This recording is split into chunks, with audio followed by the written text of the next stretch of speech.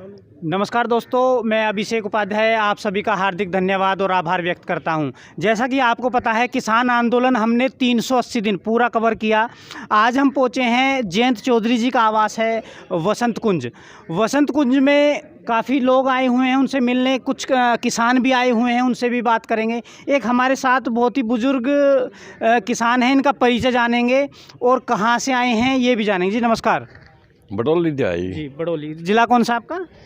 बागपत। आपसे बाबा जी सबसे पहले हम जानना चाहेंगे, यहाँ पे हल रखा है जय जवान जय किसान, इसके बारे में कुछ हमें बताएं आप। इसके मामले में क्या बताऊंगा हल कैसे चलाया जा, कैसे किसान भाई? इसी के माफी के हम तो सारी उम्र थे। हाँ, फिड्डी पर फिड्डी होगी तो और साहब के आगे थे, तीसरी फिड्डी आ गई, इन्हीं की माफी के। तो आपकी लगभग उम्र की बात करें तो कितनी होगी?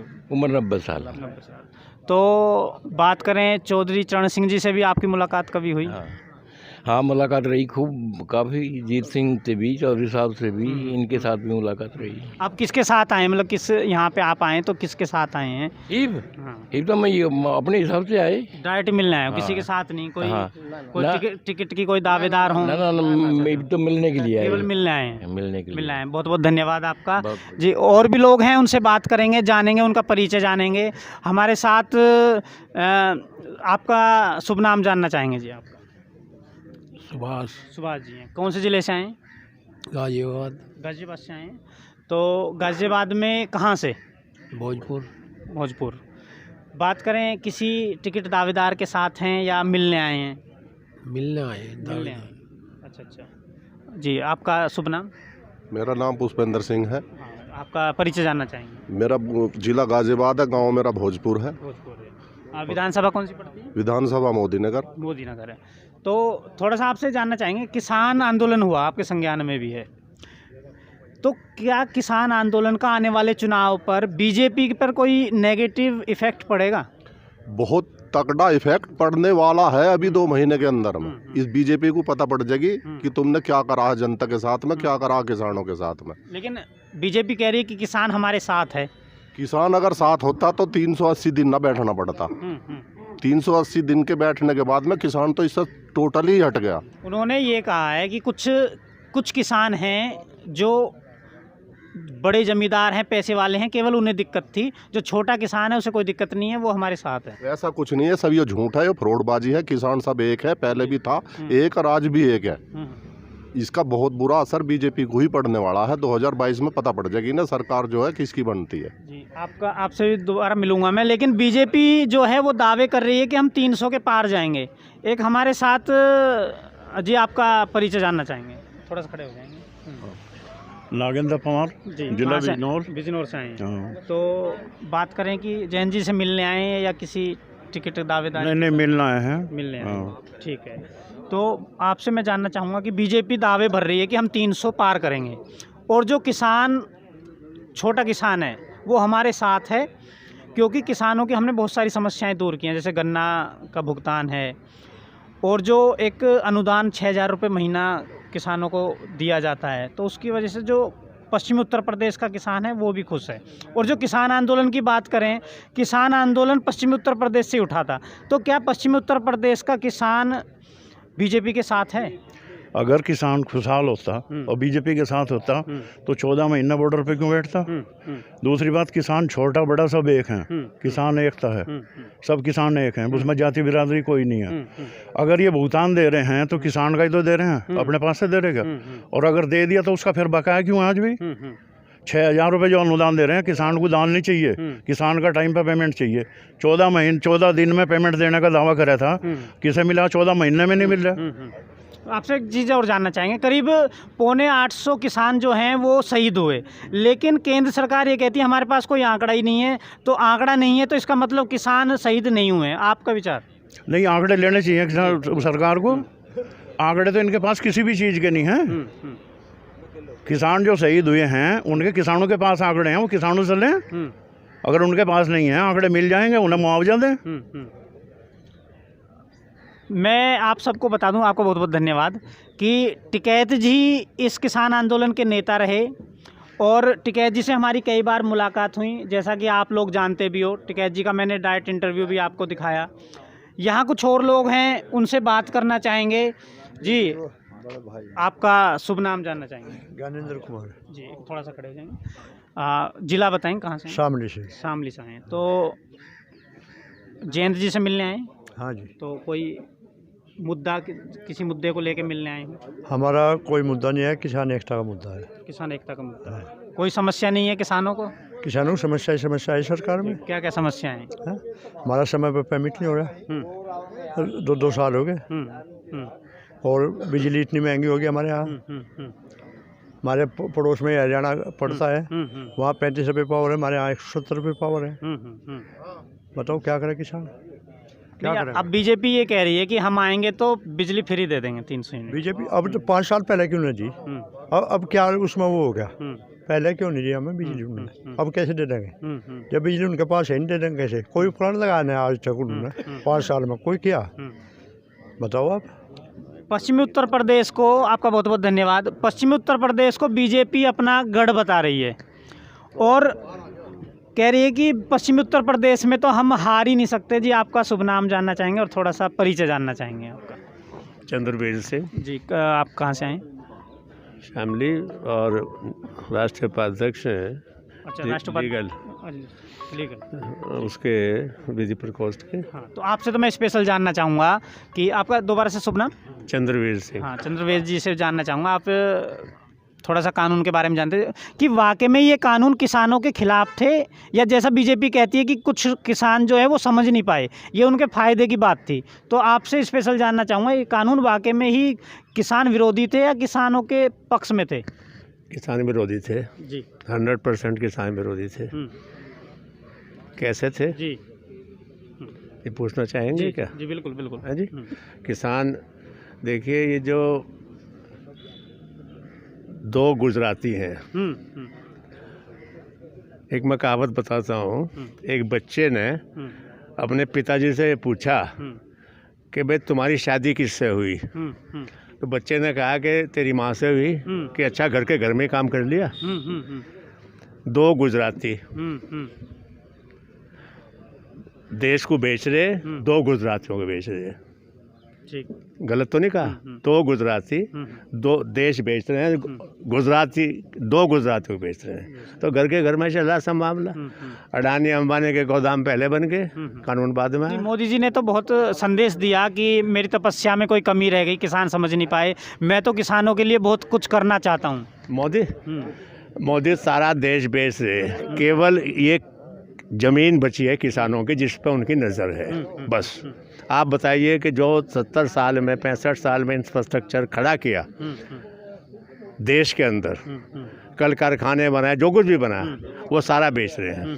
ठीक है, कब तक काम चलाएंगे बेच बेच करके? आपसे एक चीज़ और जानना चाहूँगा, भारतीय रेलवे जो देश का सबसे बड़ा तंत्र था रोजगार के लिए, गरीब का बच्चा वहाँ रोजगार लगता था। जी जी जी। अब उसका निजीकरण बस तय है, ये समझो। जी जी। तो गरीब का बच्चा, अब गरीब बिजनेस तो करा नहीं सकता, या किसान बिजनेस तो करा नहीं सकता, किसान का बच्चा ही उसमें जॉब लगता था, तो वो पढ़े लिखे युवा अब जाएंगे कहाँ? पढ़े लिखे हुआ, भाजपा ने तो कह दिया मोदी ने कि पकौड़े बनाओ। आपको तो पता होगा, मोदी ने कहा था बेरोजगारी का सबसे बढ़िया इलाज है कि पकौड़े बनाओ। जी, जो है जी, बस ये था उनका। तो वो तो पकौड़े बनवाना चाहते हैं गरीब आदमियों पे। सारा देश बेरोजगार हो रहा। देखिए, हिंदुस्तान का छोड़ दीजिए, उत्तर प्रदेश में 459 जो इसके इंजीनियरिंग कॉलेज थे, मैनेजमेंट कॉलेज, सारे बंद हो गए। क्यों बंद हो गए? इसलिए कि रोजगार नहीं रहा है जी, रोजगार दे नहीं रहे। भैया, आप ये बता दो कि इस दुनिया में सबसे झूठ बोलने वाला आदमी कौन है? मैं एक चीज़ बताए कौन है? यहाँ जितने लोग बैठे हैं, किससे पूछ लो कि सबसे झूठ बोलने वाला आदमी इनसे ना तो पैदा होगा ना शायद होगा। मैं एक चीज़ और कपड़े कैसे पहनते हैं? जैसे गांव में बाजी की रामत थे ना, वैसे पहनते हैं आज तक। लेकिन बहुत महंगे कपड़े हैं। अरे भैया, वो उसके लिए क्या महंगे? महंगे तो गरीब के लिए, देश के लिए, तो देश का पैसा है। एक कुर्ता जो पहनते हैं वो दोबारा पहने देखा क्या? मोदी जी को एक कपड़ा जो आज पहन लिया दोबारा पहने देखा कभी? नहीं देखा होगा। क्योंकि चाय बेचने वाले हैं, हिंदुस्तान में चाय बेचने वाला जो है दिन में कुछ 6 बार कपड़े बदलता है। ये देश है ये। और वो तो भैया अब उनका क्या कहो, मैं आपसे एक चीज़ उनके और जानना पिताजी चाहूँगा। मैं आपसे और कबीर दास और गुरु नानक एक साथ बैठ कर चर्चा करते थे, लोग ताली बजा दें। अरे भाई, एक हिंदू और मुसलमान का कार्ड उनके पास है, इसके अलावा उनके पास कुछ नहीं। मैं एक बस सवाल केवल हिंदू और आपसे- मुसलमान को लड़ाइए और सत्ता पर कब्जा कीजिए। एक सवाल और मेरा पूछिए। कि जो देश के सत्ताधारी हैं वो मंदिर जाते हैं, गुरुद्वारे जाते हैं, लेकिन जो उत्तर प्रदेश का स्कूल है जिसकी स्थिति बहुत हालत खस्ता है और हॉस्पिटल है, वहाँ का दौरा ये नहीं करते हैं। इसलिए नहीं करते कि देखिए जो प्राइवेट स्कूल है ना, वो किनके हैं? वो सारे इन्हीं के हैं। प्राइवेट शिक्षा का जो प्राइवेटाइजेशन किया वो किसने किया? वो भाजपा ने किया। ठीक है। जो गवर्नमेंट के स्कूल थे सारे स्कूल वो खाली पड़े। ठीक है नहीं बात? क्यों? उन पर ध्यान नहीं दिया जा रहा। उनमें टीचर जो हैं वो आते हैं और जितना राशन आवे ना कि साहब खाने को दे रहे हैं, किसी को नहीं खाने को मिल रहा। ना हमारे बच्चे हैं, ना हमारे बच्चे हैं। क्यों? क्योंकि हमारे जब शिक्षक नहीं है, बच्चे नहीं हैं, तो क्या होगा वहाँ? सब कुछ प्राइवेट में कर दिया। जो प्राइवेट स्कूल बने हैं बड़े बड़े, टाई बांध के बच्चे जावे, हम भी चाहे हमारा बच्चा भी टाई बांध के जावे, तो वो तो इन्हीं की देन है। मेरा आपसे मैं दोबारा सवाल करूंगा। एक हमारे यहाँ पे बुजुर्ग बैठे हैं, इनका परिचय जानना चाहेंगे। और मेरा आपसे सवाल कि अभी भाजपा के बहुत बड़े मंत्री हैं, उन्होंने ये कहा कि अयोध्या में निर्माण जारी है और मथुरा की बारी है, तो क्या इनके पास और कोई मुद्दा नहीं है? विकास की बात नहीं करता कोई, केवल धर्म की बात करता है। आपके विचार जानना चाहेंगे। बिल्कुल, ये धर्म की बात करते हैं, विकास की बात नहीं करते। हिंदू मुस्लिम लड़ाओ और अब राज करो। दूसरी बात यह है कि जो फ्री जो नाज है, इससे बेरोजगारी बढ़ी है। रोजगार मिलना चाहिए, फ्री नाज नहीं मिलना चाहिए हमें, बल्कि रोजगार मिलना चाहिए। जब रोजगार मिलेगा तो हम मतलब ये है सक्षम हो गए, और जब रोजगार नहीं मिलेगा तो हम फकीर बनेंगे। आप जिला जानना चाहेंगे आपका? बिजनौर से हैं। बीजेपी ये कह रही है जो मुस्लिम है वो हमारे साथ है, क्योंकि ज़्यादा जितनी भी योजनाएं आई हैं उसमें ज़्यादातर लाभान्वित जो हैं वो मुस्लिम वर्ग है।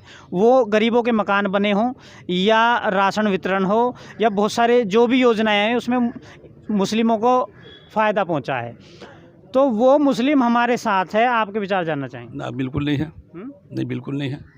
नहीं है। जो कोई स्कीम आती है, जो ज़्यादा होता, अगर नुकसान है तो ज़्यादा वालों को नुकसान है, और फ़ायदा है तो ज़्यादा वालों को फ़ायदा है।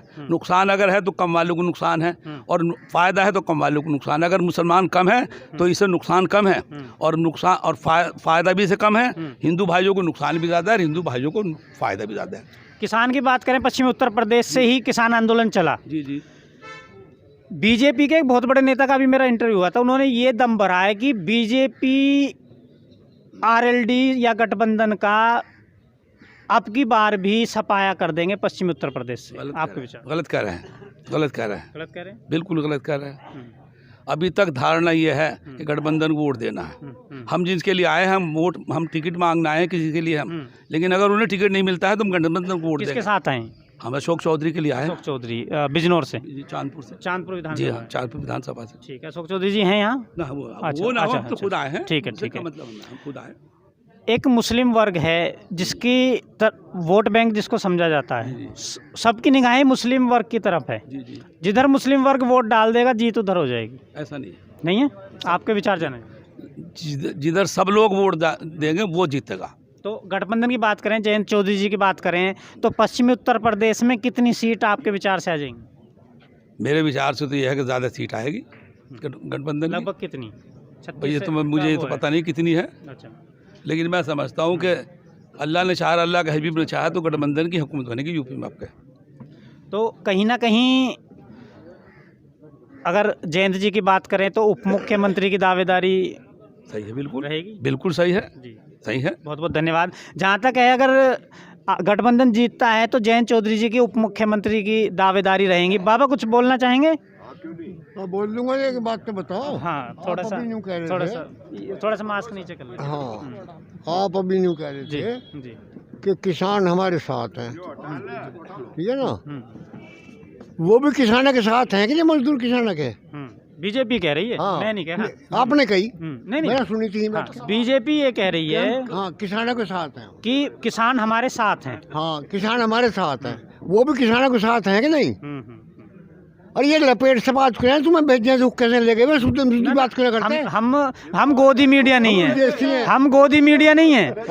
वो आप कर रहे हो, सुनो बात करो आगे। आप कर रहे हो गोदी मीडिया की बात। हमने किसान आंदोलन जब बिल्कुल दब गया था, हमने पूरी जोर से साथ दिया। और टिकैत जी जब लास्ट टाइम गए, मेरी पीठ स्पेशल थपथपा के और सिसोली इनवाइट करके गए मेरे को।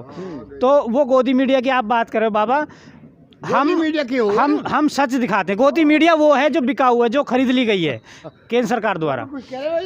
हाँ, आप भी साथ में आए हुए हैं जी। कुछ और लोग हैं, उनसे बात करेंगे। जी जी जी, नहीं आपसे ही पूछा जाएगा, क्योंकि जो दूसरों की तरफ इशारा करता है वही ज़्यादा जो है कुछ सुना सकता है। जी, आपका जी जी विचार आपका जानना चाहेंगे जी, थोड़ा सा आपका परिचय जानना चाहेंगे। परिचय आपका। परिचय जिला अलीगढ़ के विधानसभा इजलास 77 नंबर से। तो लग रहा है कि गठबंधन जीतेगा? लग नहीं रहा है, ये तय हो गया है कि गठबंधन जीतेगा, भाजपा हारेगी जरूर। नहीं, भाजपा कैसे हारेगी जब स्वयं प्रधानमंत्री उत्तर प्रदेश का दौरा कर रहे हैं और नई जैसे अभी मेरठ में यूनिवर्सिटी का उद्घाटन कर रहे हैं। प्रधानमंत्री और ज़्यादा उद्घाटन करें, रोजाना 300 जगह 5-5 ईंट रखा आते हैं। सब लोग जानते हैं उन गिनती को कि 5 ईंट रखी है हमारे यहाँ, कि ये बनेगा वो बनेगा। सब पहचानते हैं इस बातों को, झूठ को पहचानते हैं लोग, झूठ जो प्रधानमंत्री रोज आओ, लेकिन भाजपा हारेगी यूपी में और सरकार जो है अखिलेश की और जयंत गठबंधन बनेगी। जातीय समीकरण उत्तर प्रदेश में काम करता है चुनाव में, बहुत जातीय समीकरण ही मोस्टली चुनाव होता है। तो जयंत जी की अगर जाट लैंड की बात करें तो उसमें जो बीजेपी है वो बहुत दिग्गज उतार रही है, और कास्ट की बात करें तो जाट लैंड से ही कैंडिडेट उतार रही है वो जो दिग्गज हैं। तो क्या गठबंधन बीजेपी के कैंडिडेटों को टक्कर दे पाएगा? टक्कर नहीं दे रहा, जीत रहा है गठबंधन। जाट जहाँ ज़्यादा हैं, अब पहले जाट जो है आधे भी नहीं रहते लोकदल में, अब राष्ट्रीय लोकदल में जाटों का लगभग 90% जो है, फिर उनके बाद कुछ नहीं चलती, मुसलमान उनके साथ है और कोई बात नहीं। एक आपसे विचार और जानना चाहूँगा, जो राकेश टिकैत हैं उनकी भूमिका कैसी रही है? क्या उन्होंने दोबारा से राजनीति में एक नई जान फूकी है? आपका विचार? नहीं, तो ये इसके लिए मोदी स्वयं जिम्मेदार है। क्यों किसान, मैं कह रहा हूँ कि जो टिकैत जी हैं, हाँ, टिकैत जी उनकी भूमिका कैसी रही है? टिकैत जी की ही बात कह रहा हूँ। मोदी ने 3 कानून जो है वो जो बनाए, उनका पूरा अध्ययन किया किसानों ने। वो किसानों के लिए नुकसान करने वाली कानून थी और किसानों के किसी भी उत्पादन को तय कर देता है मोदी के ये रेट है, उस रेट पर नहीं बिक पाता। 1975 की जगह पर 16 से 16.5 से 15 से में गेहूँ बिक रहा था लोगों को। जब कानून अगर बन जाएगा, MSP जो है, जो भी रेट रखा है उसी पर बिकेगा, तो किसान सही रहेगा उससे। तो जयंत चौधरी जी को उप मुख्यमंत्री बनते हुए देखना चाहेंगे आप? तो ये तो पूछने की बात भी नहीं है। अगर जयंत चौधरी को जब मंत्री बनना देखना नहीं चाहते तो लोग यहाँ काहे को जो भीड़ हो रही है जो है। बहुत बहुत धन्यवाद आपका। जैसा कि फरवरी में चुनाव हो जाएगा, ऊंट किस करवट बैठेगा ये देखा जाएगा, और दावेदार हर पार्टी से अपनी दावेदारी कर रहे हैं कि जीत हमारी जो है पक्की है। कुछ लोग और हैं, जानेंगे, विचार करेंगे, और इनसे किसान आंदोलन की मैं बात करूंगा। जी, आपका शुभ नाम और परिचय जानना चाहेंगे? मेरा नाम अजीत राठी है, मुजफ्फरनगर से। मुजफ्फरनगर से हैं। तो वैसे भी मुजफ्फरनगर तो आप बिल्कुल ऐसे समझ लीजिए कि टिकैत जी के पड़ोसी हो गए आप हैं। तो क्या वाकई में ही किसानों के जो बिल लाए गए थे वो किसानों के फ़ायदे के लिए थे? क्योंकि ये तो मोदी जी ने स्वयं आके बोला है कि लोग, कुछ किसान समझ नहीं पाए मेरी तपस्या को, मैं तो उनका फ़ायदा करने वाला था। देखो, किसान तो समझ रहे थे, लेकिन मोदी नहीं समझ पाया। ये जो कानून बनाए थे ये निखालिस बिल्कुल किसान विरोधी थे। किसान का गला घोटने का काम इस सरकार ने किया था। जब वे अच्छे थे तो क्यों माफ़ी मांग रहा था? जो भाई देश का प्रधानमंत्री क्षमा मांग रहा। आपके वर्तमान में जो एमएलए हैं वो बीजेपी से हैं, हाँ? सांसद हैं वो भी बीजेपी से हैं। तो क्या जो जड़ें नीचे चली गई उन्हें उखाड़ पाओगे आप? जड़ें तो उखड़ उखड़ गई। केवल जनता को इंतजार है कि कब वोटिंग होगा, चुनाव की घोषणा होने वाली है, तो जड़ें तो उखड़ चुकी है। माहौल कैसा है आपके मुजफ्फरनगर की बात करें? बहुत अच्छा माहौल बहुत है, अच्छा है। राष्ट्रीय लोकदल का माहौल है। नहीं, ऐसा तो नहीं है कि टाइम पे पलट जाए जनता? बिल्कुल नहीं पलटेगी। आज मेरी बात ध्यान रखना अच्छा। कि इंतजार है, लोगों ने बिल्कुल मन बना चुके हैं पूरी तरह कि कुछ नहीं, केवल जैन आप चौधरी। किसके साथ आए हैं या मिलने आए डायरेक्ट? मत मिलना आया हूँ। कोई टिकट के दावेदार के साथ? अच्छा। जैसा कि एक मिनट आ जाइए साथ में, एक हमारे साथ एक जी, एक मिनट सर, एक मिनट साइड हो ना। एक श्रीमान है, इनका परिचय जानना चाहेंगे। और सर नमस्कार। डॉक्टर अनिल डबास, आपका जिला? जिला बागपत। अच्छा, बागपत से हैं। लोनी और बागपत की मैं बात करूँ, आप बागपत से हैं, पड़ोसी हैं लोनी के। लोनी विधानसभा और बागपत विधानसभा, जहाँ बीजेपी एक कह रही है कि ये हमारा गढ़ है, इसे कोई छीन नहीं सकता। डॉक्टर साहब आपके विचार जाने। लोनी तो एक ऐसा वो है, विधानसभा है जहाँ जो है हमेशा जो है सपा और लोकदल के गठबंधन का कभी आज तक हारा ही नहीं। जो 2013 में दंगे थे, वहाँ का तो विधायक दबंगा ही दिखा रहा था वहाँ किसानों के ऊपर। तो कभी जीवन में सोच भी नहीं सकते दोबारा कहीं जो है विधायक बनेंगे, कहीं से लड़ा लो ना। तो रही बागपत की बात, बागपत से कोकम हमीद लगातार विधायक रहे। लोनी की अगर बात करें तो जहाँ तक हमारा भी सर्वे रहा लोनी में, तो आपके जो आरएलडी से पहले भी जीतते रहे 4 बार मदन भैया जी, वो एक हमारा सर्वे भी है ऑन कैमरा, जनता उनको चाह रही है। अब मदन भैया जी एक मजबूत कैंडिडेट है लोनी के अंदर, लेकिन वहीं बीजेपी भी ये दम भर रही है कि हमारी जो टक्कर है वो पार्टी से नहीं है। जो बीजेपी के लोग कह रहे हैं, ऑन कैमरा मेरे पास है, मैं दिखाऊंगा आपको, वो कह रही है हमारी टक्कर मदन भैया से है।